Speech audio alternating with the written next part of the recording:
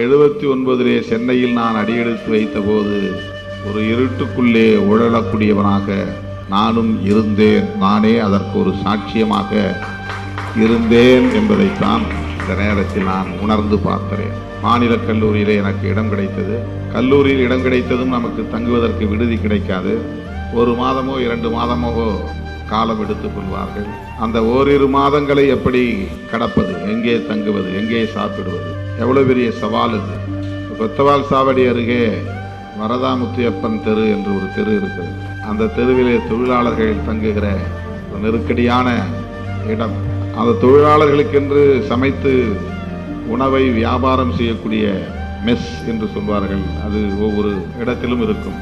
ஒரே இடமாக இருக்காது, வெவ்வேறு இடத்தில் இருக்கும். அங்கே வெறுமன துண்டு விரிச்ச போட்டு படுத்துக் கொள்ள வேண்டும், அவ்வளவுதான். அப்படி படுத்தால் கூட ஒருவர் மேல் ஒருவர் கால் போட்டு படுக்கிற அளவுக்கு தான் இடம் இருக்கும். இல்லை என்றால்